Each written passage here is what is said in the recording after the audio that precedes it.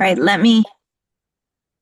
So, Perfect. welcome everyone. I'm Diane Monnig. I'm the Director of Programs here at the ARC of Northern Virginia. And thank you so much for joining us today for our Lunch and Learn with Paul Whitney from ECNV. Paul is the manager of youth programs at ECNV. And we were just talking before you all logged on that ECNV has grown just over the last couple of years and offering so many great programs. So, Paul, we're so happy you're here with us today to be able to share information. So what we're going to do today is Paul will give his presentation, and if we can hold the questions until the end, because at that point I'll turn the recording off and then we can just kind of ask questions and dialogue at the end. All right. Thanks, Paul. Go ahead. All right. Thank you, Diane. And yeah, thank you for inviting me. Always excited to share our programs. And so what I wanted to do today, I didn't know if you all would be familiar with ECNV, so I did want to provide kind of a context, a background of our organization generally, and then jump into our programs that I'm going to present to you. We have lots of programs today. I'm just going to go over ones that would be beneficial for youth and also young adults who are transitioning to life beyond, high school. So ECNV, if you haven't heard of us before, we are a Center for Independent Living. We're a community resource and advocacy center. So as the slide says, there's 17 centers in Virginia. Our center serves Northern Virginia, so that includes Fairfax, Alexandria, Arlington, Loudoun as well. And so we work and I guess our catchment area has shrunk a little bit. We used to serve Manassas as well. We currently have a satellite location out there that serves Manassas. But we do a lot in our kind of little area here. Keeps us busy. So what are centers for independent living? We're community-based and we're cross-disability. Cross-disability meaning, we work with folks, with ID, DD, but also I think our definition of disability is a little bit more inclusive and expansive than traditional disability centers. Folks with cancer, diabetes, ADHD, PTSD. These are all folks we serve. And so we do a lot with, the homeless population as well in our community. We're designed and operated by people with disabilities. So if you aren't aware with Centers for Independent Living, over 50% of each center is staffed and managed by folks with disabilities. And so that includes us as well. And I think our center is closer to 75%. And so the idea behind this is that it allows us to be consumer controlled, meaning the community that we're working with is directly impacting the direction of our work. And so our board, for instance, are all folks, with disabilities. Many of our managers are folks with disabilities, and then a lot of the folks that you see on our staff working directly with those in our community are folks with disabilities. And so I think that gives us kind of, a little bit of a superpower than traditional, case management services out there where we have that lived experience to fall back on and to provide insight on. And so the IL philosophy, that's kind of the backbone for centers for independent living. And really all that means is disability is a natural part of life. It's going to happen to all of us, hopefully, through the aging process, right? So at some point, life is going to present us with the challenge. And in a lot of ways, that challenge looks like a physical disability or cognitive disability. And so it's not just for those folks who are born with disabilities, it's something we should all be concerned about because it's going to impact us and the people that we love and care about. And again, all of these centers came out of the independent living movement. If you've seen Crip Camp, that is a really great documentary of the independent living movement. So early 1980s, these centers began popping up by folks with disabilities to serve folks with disabilities. And really led way to the passing of the ADA. Centers for Independent Living were right in the middle of all of that advocacy. And finally, our mission. Obviously, our mission, it's kind of found in the title of the Independence Center, is to empower people with disabilities to live independently. And so that includes, improving quality of life, allowing folks to determine what their life can look like and what they want to achieve, participate in all aspects of society, securing human and civil rights. Obviously, I'll be talking about this today a lot, but exercising self-advocacy, and then again, consumer control and making sure that's a big part of what we do. Alrighty, so this is where I'm going to transition into our programs. I have five that I'm going to present to you all today. And I chose the ones that are really geared towards youth and what youth have been signing up for and have been interested in.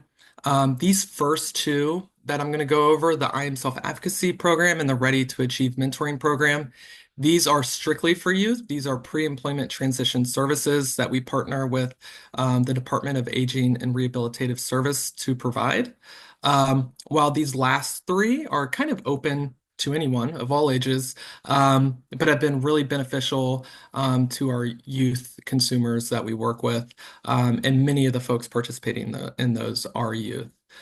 So I'll get right into it. It's going to be a lot. Sorry beforehand, I don't have a lot of photos, so it's not a pretty PowerPoint, but I just wanted to give you the information, and I believe Diane's going to make this PowerPoint ready to you all as well, so you can go back and look through it.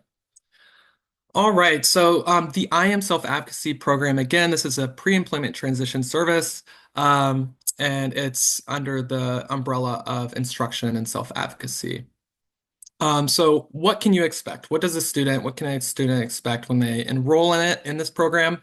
So it's 8 weeks of virtual instruction, and we offer this quarterly. So it falls with the season. So we have a fall program, a spring, winter, and summer. Throughout the 8 weeks, every week there's going to be a weekly individual session and a weekly group session. And kind of to this next bullet here, in those individual sessions is where students will be meeting with a peer mentor. And so a peer mentor for us in this program is an individual with a disability themselves who have navigated either an IEP, maybe they live independently. That was a goal they set out for themselves, and they've accomplished it. Maybe they work part-time. Maybe they went to college and accomplished that. But whatever it is, whatever goal they accomplish, it's an individual who can relate to a younger individual with a disability. And so for us, the peer mentoring is probably the most important part of this program. And then in the weekly group sessions, our program facilitator, who is amazing, Mara Schmidt, and also Carlos Marquez, they will facilitate those virtual instructions.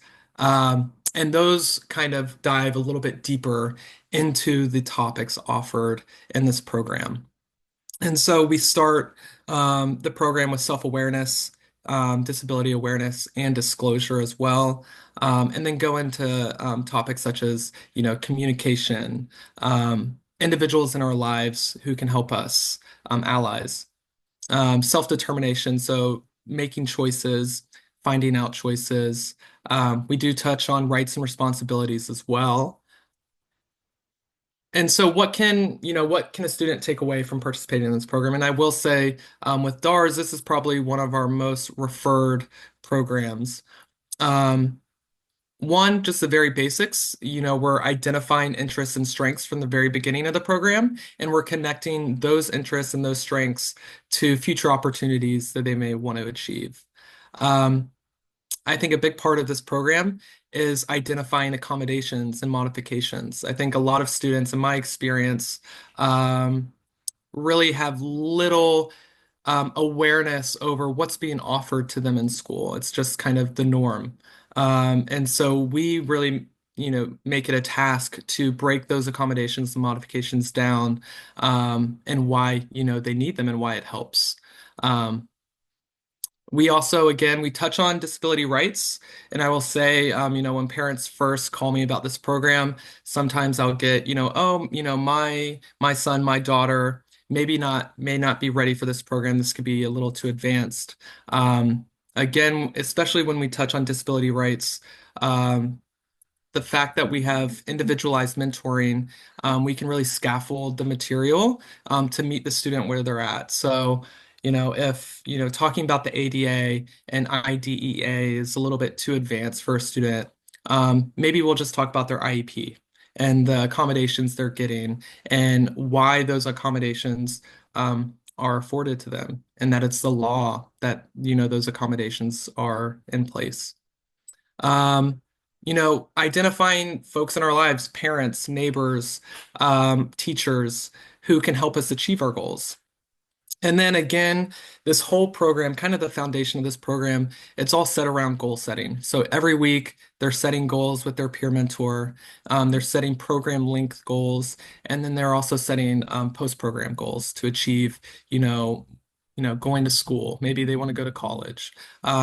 Maybe they want to join a trade or go to a trade program after high school. And so goal setting is a big part of what we do. And then the culmination of this whole program, it comes in the form of a portfolio. And so this portfolio they're building with their peer mentor. And then this is something, the students, can take after this program. They can save it. They can bring it, to an IEP meeting, if it's going to help them, participate in that meeting. They can bring it, before they have a job interview, they can review it and maybe add to it. So I always hope that, this portfolio is kind of the start of their journey in self-advocacy and figuring out, what it is they want to do in the future. And then finally, how do you qualify? So I've mentioned DARS a couple times, and so DARS is a big part of this. Um, but I'll go over the basic qualifications here. So this program is for, very base, anyone 16 through 22. They must either have an IEP or a 504 plan. Um, and this is a DARS requirement as well, enrolled in secondary, post-secondary, or other authorized educational program. Um, DARS can be, the point of contact for what those authorized education programs are. It's up to them. So if you are a DARS client, then yes, very easy to be enrolled if you meet the above qualifications. You just speak to your counselor, tell them you're interested, and they'll make the referral. If you're not a DARS client, um, there's a few ways you can go around this. You can call your DARS office, set up an intake if your son or daughter, is 16 through 22, has an IEP, enrolled in a program. Or you can call us, and we can facilitate that conversation, and help you get connected to DARS. So we try to make it as easy as possible, knowing that a lot of our community and our youth aren't necessarily connected to DARS because they're receiving services elsewhere. All right, and so our last pre-employment transition service program, it's the Ready to Achieve mentoring program. And so unlike the self-advocacy program, this is more career focused. Think vocational skills, resume building, things like that. This is a longer term program, so this is going to be a 9-month program. It follows the school calendar. And again, it's career focused exploration. We break it down into 4 phases, and this is based off of a national model that DARS has provided.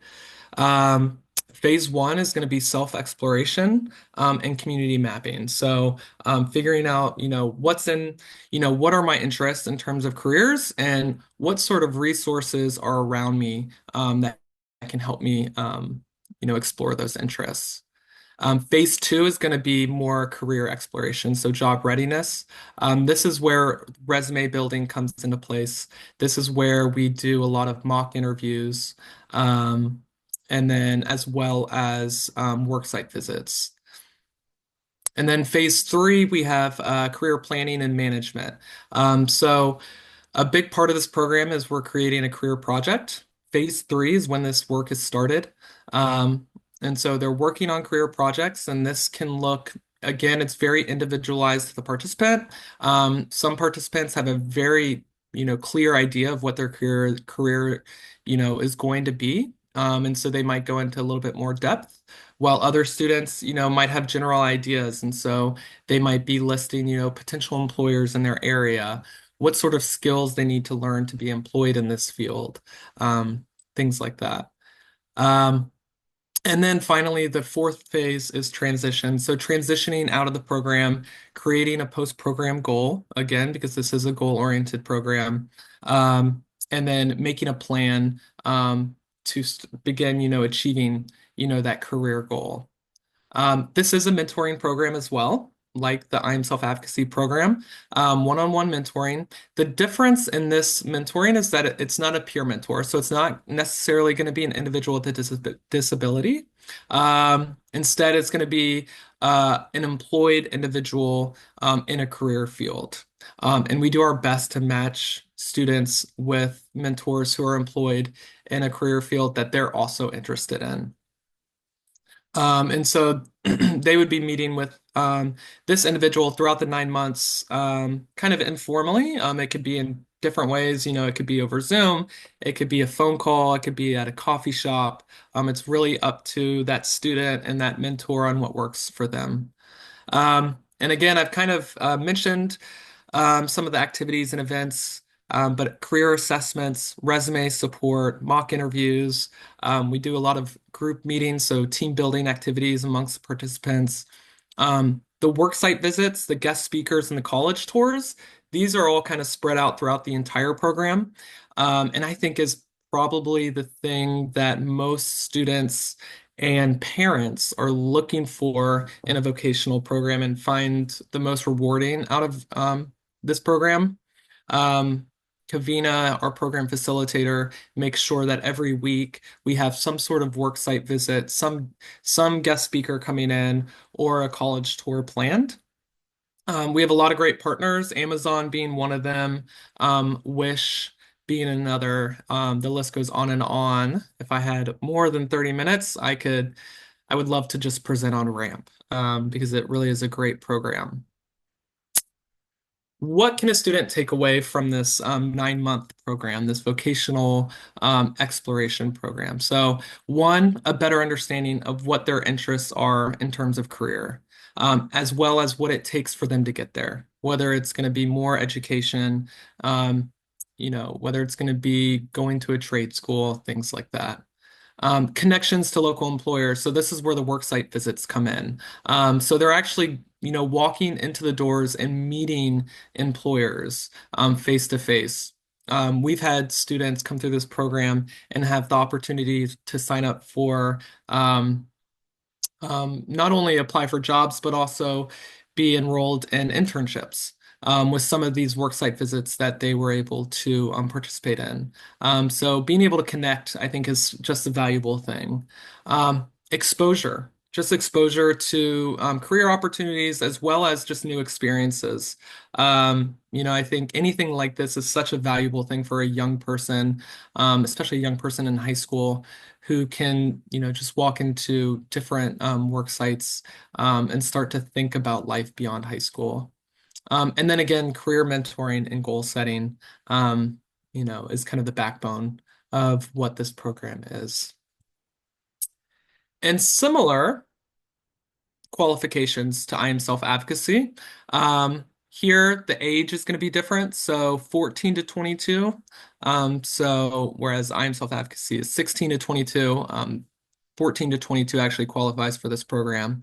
And it's again gonna all have to go through DARS. So the same requirements, IEP or 504 plan, enrolled in some sort of educational program.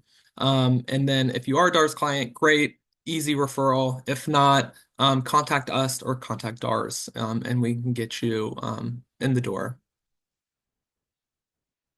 Alrighty, so moving beyond our pre-ETS programming, our pre-employment transition services. Um, and I will say these last three programs, these are programs I don't directly manage, but I kind of manage with others. Um, So Money Matters 101. This is a newer offering we have. Um, and as you can see in the name 101, it's a very basic understanding overview of what money is, what budgeting is, really for individuals who have little to no experience managing their own money.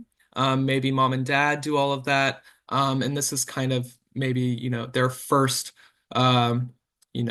insight into, what it may look like when it comes time for them to take over some of those responsibilities. Um, so this is also virtual instruction, 5 weeks, with one meeting per week. Um, Program topics, again, very basic. So we start with maybe the most basic question, what is money? What can it look like? Um, Wants, needs, and obligations, bank accounts, credit, different credit products out there.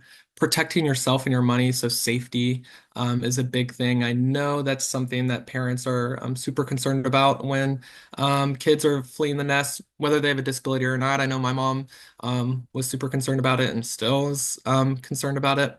But making sure they're staying safe, as well as earning, saving, and then eventually spending your own money in a way that's sustainable. So what do folks take away from this program? Um, Again, a basic understanding of what money is, and then how it can be earned, lost, saved, and spent. Um, so basic budgeting techniques. I hesitate to say budgeting because we don't get too much into it with 101. But again, when we go over wants, needs, and obligations, that's where, that budgeting conversation happens. Identifying different types of bank accounts and as well as credit products that can help store money, as well as spend money.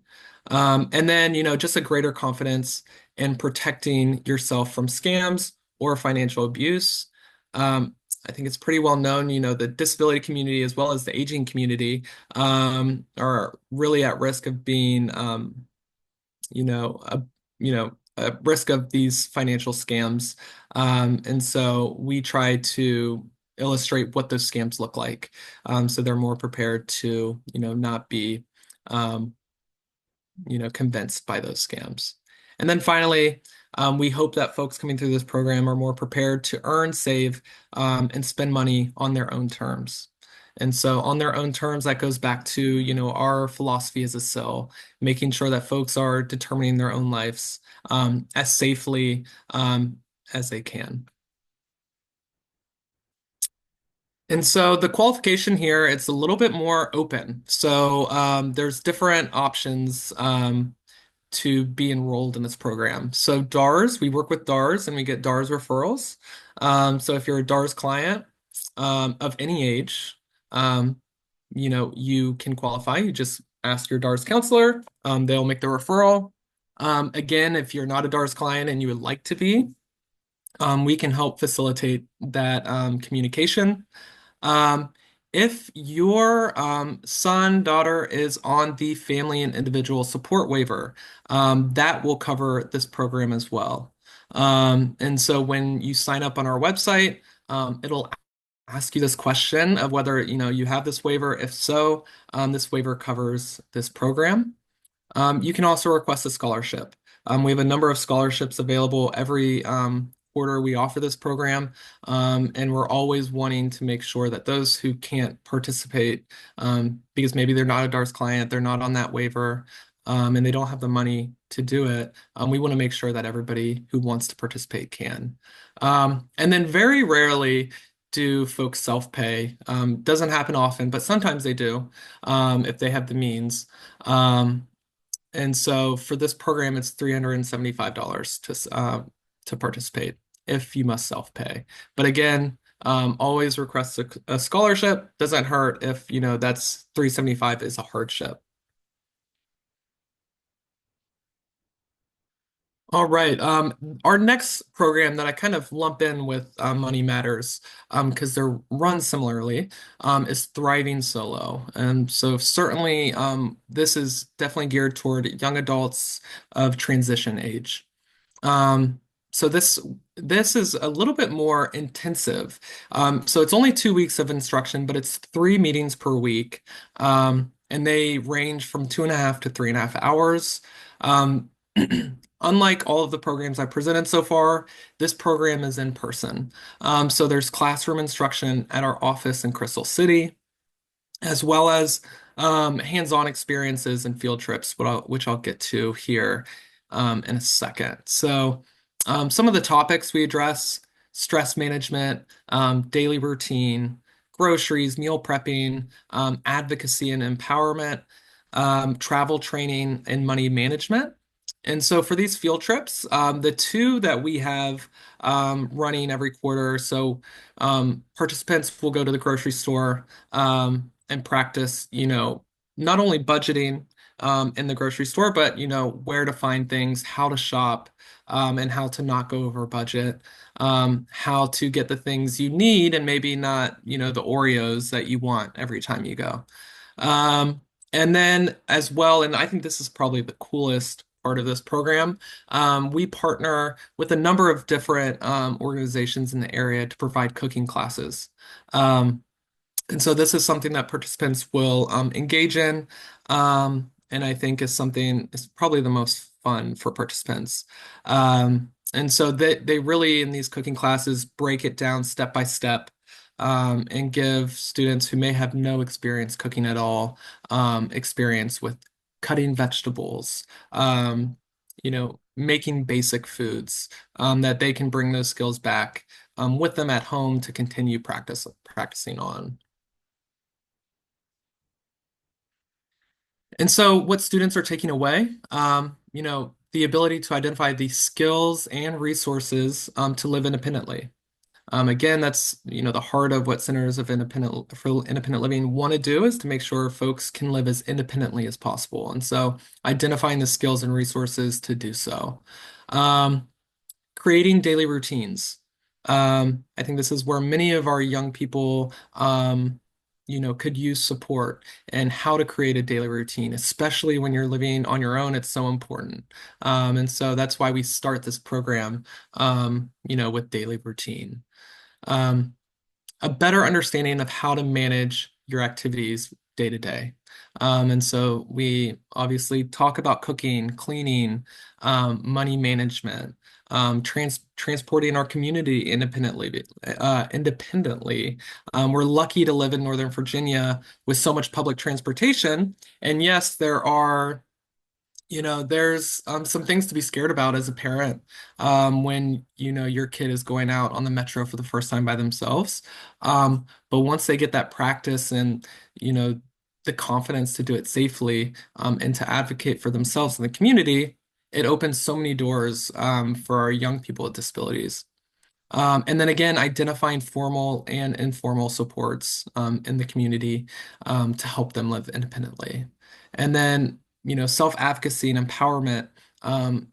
It's part of all of our programs, but especially Thriving Solo, and connecting that to, a better quality of life.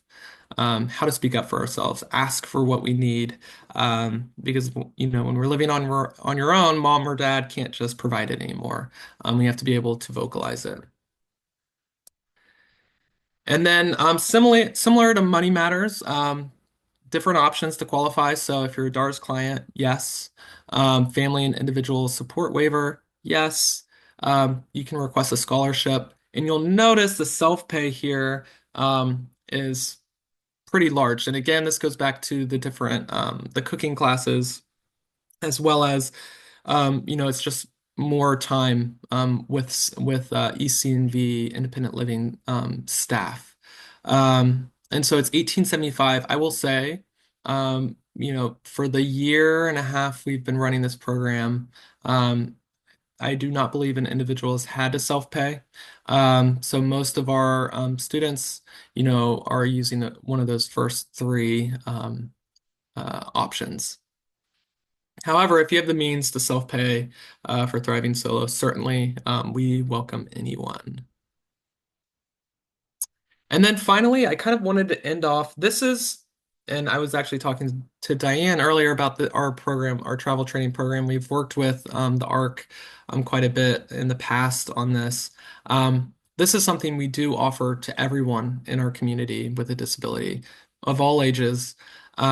We partner up with WMATA, and we're actually, and one of the reasons why we've grown so much as an organization is we're now the premier travel training organization for the entire DMV area.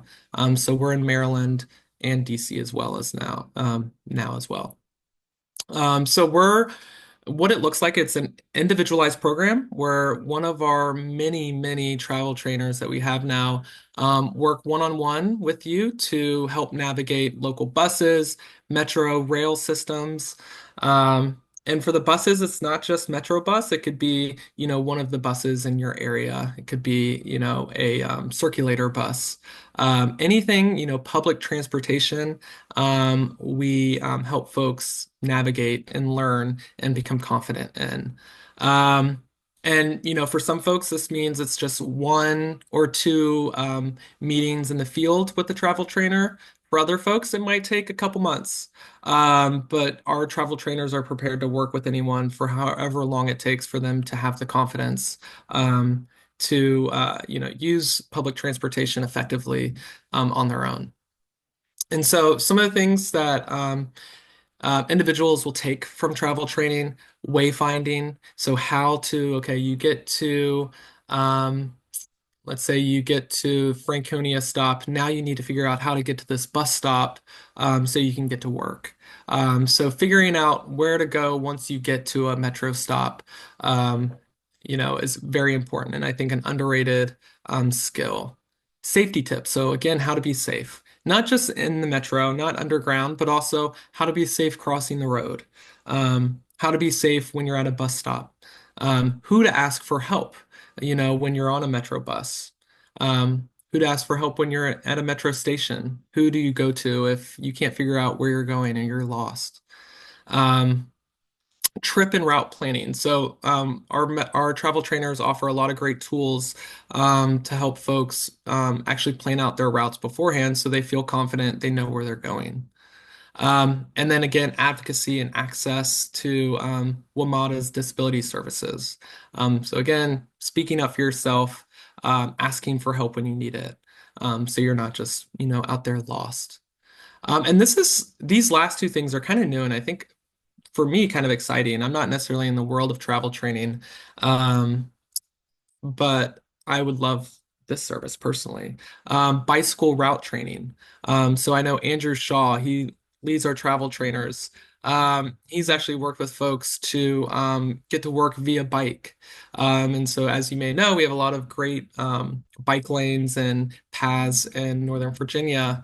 And so, helping folks learn those bike routes to get to where they're going. And then this final thing is also relatively new, driver confidence assistance. So maybe your son or daughter has a driver's license or a learner's permit, but they're not super confident driving yet. And maybe mom and dad, you're a little bit, you're working a lot. It's hard for you to make time to really work with them on driving. So our travel trainers will hop in the car with your son or daughter and help them.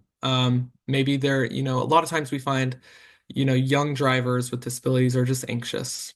And especially in Northern Virginia, the traffic, the cars, the people, could be a lot. And so just having someone in the car to talk through that anxiety, can be super helpful.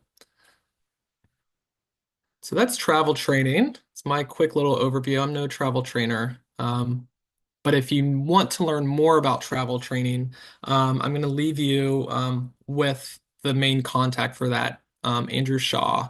Um, and again, this is a free service. No referral required. You just need to call in, say you're interested, um, and go from there. And then this is my last slide for you. I hope I kept it, maybe went a little bit over. Um, but again, um, my name is Paul Whitney. If you have any questions about any of our programs, feel free to call me, email me. I'd be happy to either get you set up or connected to the right person. Paul, thank you so much for that presentation. I'm going to stop recording now.